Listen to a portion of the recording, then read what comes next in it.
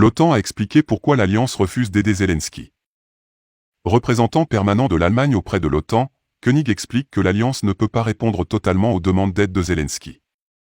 L'OTAN ne répond pas totalement aux demandes d'aide du président ukrainien Volodymyr Zelensky, puisque Kiev ne fait pas partie de l'Alliance, a déclaré le représentant permanent de l'Allemagne auprès du bloc militaire, Rudiger Koenig, dans une interview au Spiegel. L'Ukraine n'est pas membre de l'OTAN.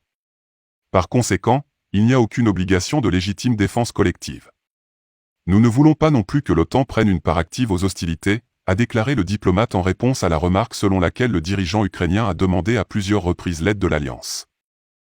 Le représentant permanent a souligné que l'entrée de l'OTAN dans le conflit conduirait à une grande guerre, dans laquelle 30 États deviendraient soudainement des participants, peu disposés à le faire.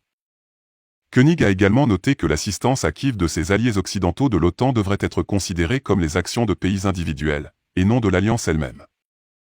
La Russie a déjà envoyé une note aux pays de l'OTAN en raison de la fourniture d'armes à l'Ukraine.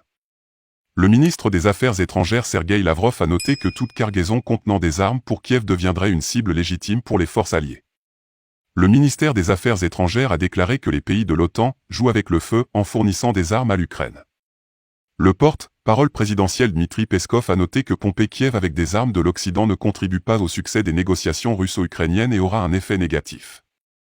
Le 24 février, Moscou a lancé une opération spéciale pour dénazifier et démilitariser l'Ukraine.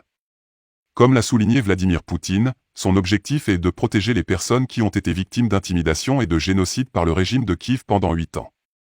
Selon le ministère de la Défense, l'armée russe ne frappe que sur les infrastructures militaires et les troupes ukrainiennes.